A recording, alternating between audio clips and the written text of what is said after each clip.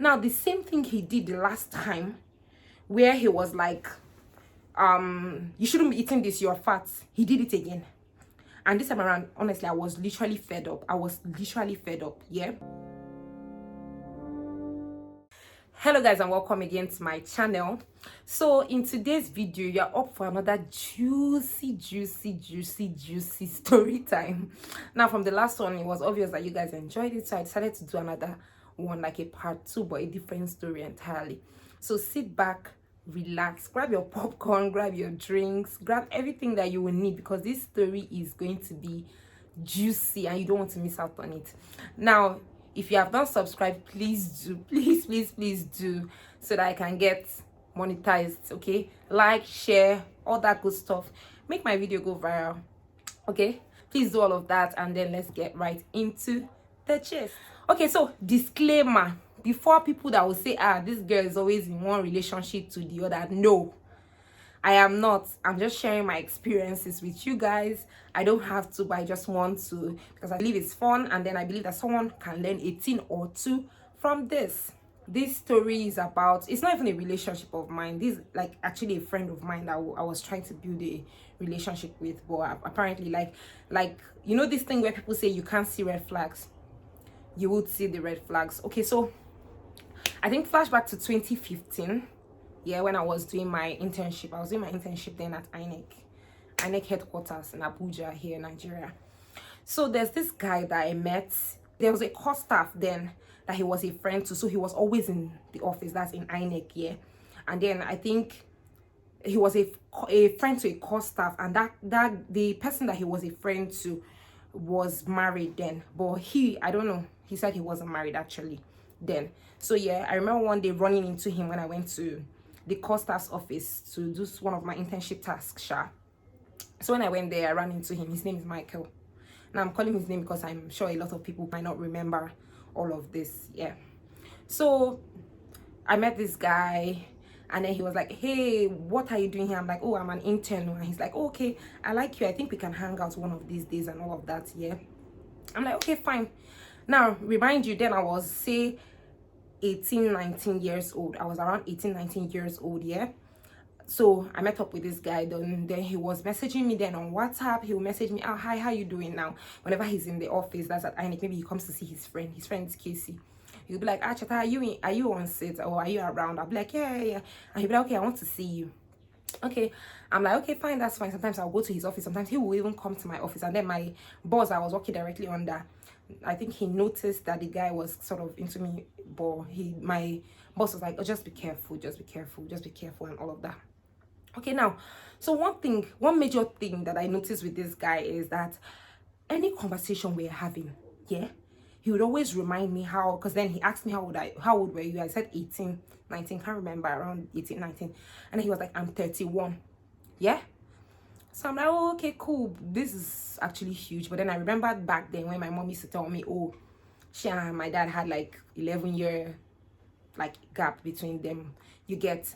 And then I didn't really think much of it, because then I was just doing my internship. So it's not like I was looking for a husband or a boyfriend or whatnot. Like I told you that time, I had this mindset of I didn't even want any relationship of that sort. I was just living my best life as a baby girl that I am.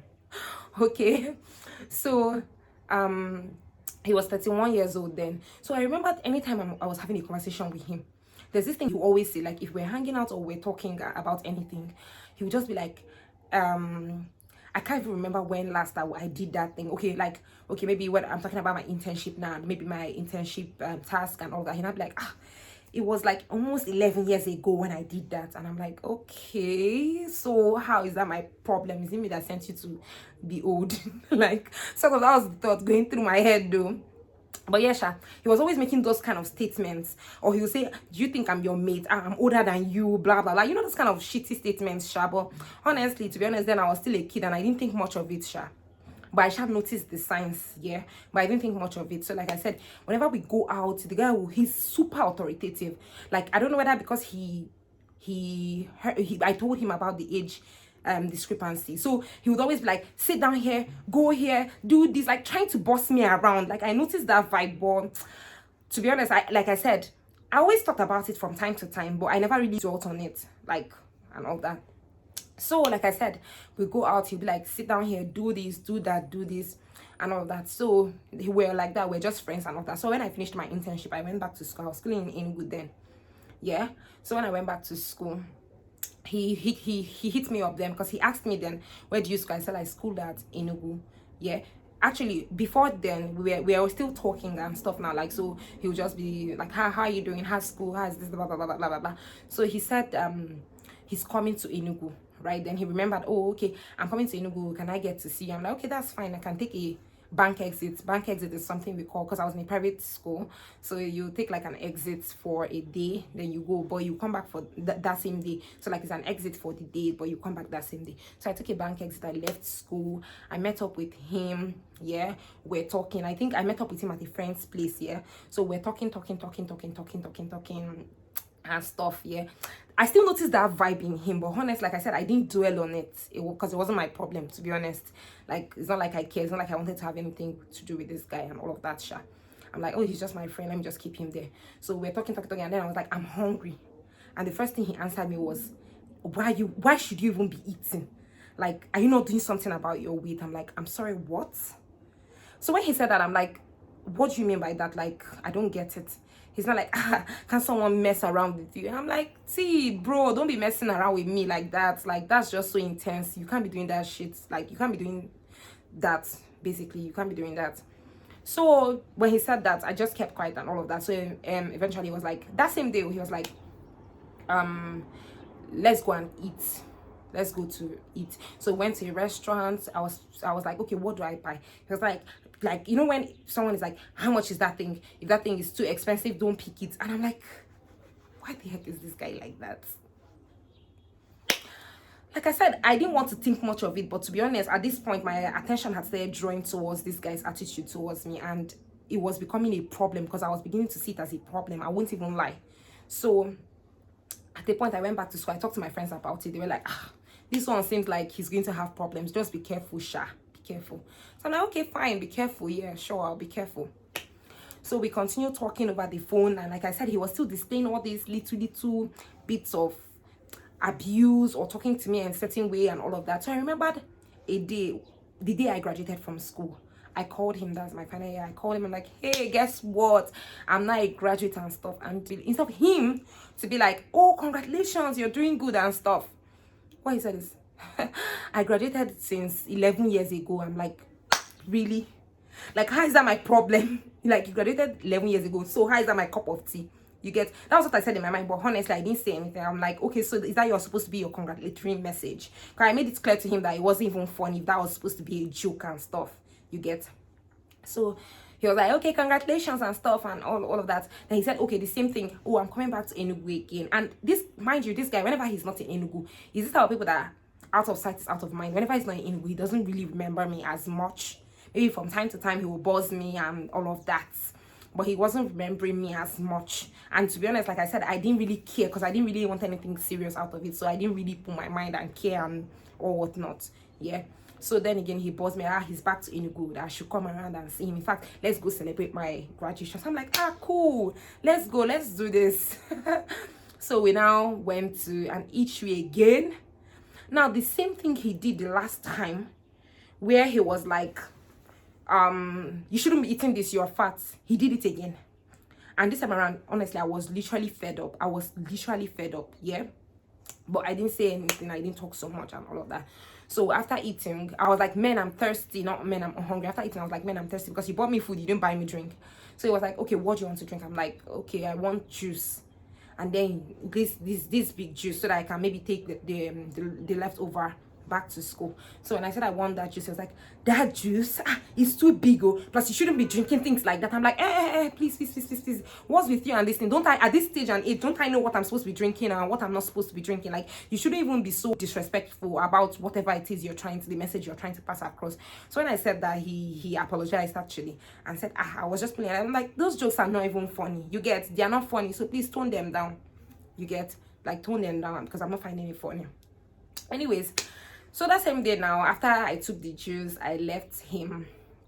and what. So I was like, I'm about going back to school. And then he likes, you know, this thing, he likes acting like, oh, because he's the other one, he wants to give you transportation fare. Because to be honest, I really did not care like how much were you willing to give me back then, like 1K, or you get.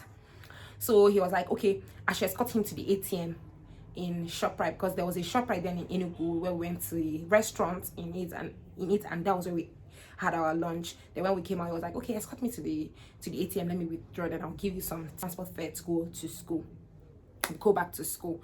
So we went to the ATM, and then there was like a bit of a queue, you get. So it was like, let me go queue up, take my bag. It was like a backpack, like a school bag. So it was like, take my bag and hold it for me. So I took the bag and I went to one corner. He was like, no, come back, stand in this particular corner. Like, you know how your dad would be like, come and make sure you are standing in this particular corner. So when I'm like, I was doing this guy, but honestly, I was actually getting to this point, to be honest. So when he was like, come back, come and stand in at this particular point. Okay, so I came back, I stood at that particular point. I was holding his backpack, and to be honest, the backpack was really, really, really heavy. So immediately I was carrying the backpack, he was standing in a queue. You get, he was standing in the queue trying to get money, trying to like follow the queue so he can get money. So I was carrying the backpack, and then the next thing, the backpack got too heavy that I just had to like remove the backpack, and I just dropped the backpack on the ground. The next thing, I just saw him coming aggressively from the queue to me, and the next thing he was like, why did you drop that backpack on the ground? Didn't I say you should hold it? You know, like when things have been happening, but it's like it has been happening and it has been getting up and up, but then that was just my peak. And immediately he just said that to me. I said, do you know who you're talking to? Like, I'm not your child, I'm not your daughter, I'm not even dating you. This kind of person will slap me, because I could already see the aggression in him. Basically, this kind of person will slap you. You get. So when he said that, and I said, no, this is not for me. Immediately I said, this is not for me. I just dropped his backpack and I took off. Like, I left and I went straight to school. So he kept calling me, trying to reach out to me and all that. But trust me, I never picked, because this kind of person, I'm sorry, but I don't want to hear this kind of person. Because to be honest, I had already given him so many chances in my mind, but that was it. And he called, and that was it. I never took his call anymore, because honestly, I had a very, very weird way of ending relationships back then when I was a bit younger. Now I want to talk to you and give you closure and tell you I'm done with this, but then honestly, I won't even want to entertain your bullshit. I'll just move on with my life and all of that. So that was what happened, and then that was how I took off and left. And then when I go back to school, I was giving my friends this gist, and we're talking, and apparently the message I just got from him was the fact that, to be honest, as a lady, as a human being, if you see a guy that is going to abuse you in a relationship or in marriage, the signs are there. You just might choose not to see them, or you might see them and then pretend like you do not see them, but they are there and they are very visible. So this is just to encourage whoever it is that if you know you're in an abusive relationship, you know you're in a life-threatening situation, you're in a verbally abusive, physically abusive, whatever it may be, please break free. Like, you don't deserve it. You deserve better. Like, you don't deserve that treatment at all for any reason. No guy has the right to lay his hands on you. No guy has the right to abuse you and make you feel like you're nothing. So this message is just being passed across to whoever it is might be facing a very, very abusive relationship, and this might really help them out. Okay, and this brings us to the end of this video. Honestly, pretty much simple, straightforward story, and I hope someone learned from it. If you did enjoy this story, as usual, please give me a like, subscribe, share, comment. Let me know so that I can make a part 3, because we've been through things in life. Okay, so let me know what you think about it. Let me know your thoughts about physical abuses, basically. And yeah, that's about it. I hope you enjoyed this. I really hope you enjoyed it. I love making these kind of videos, and apparently from the views and from the analytics, it's obvious that you guys enjoy this kind of videos too. So yeah, this brings us to the end. I hope you really enjoy it, and yeah, please help me get monetized, share, do all the needful. Okay, and I'll see you guys in my next video. Bye.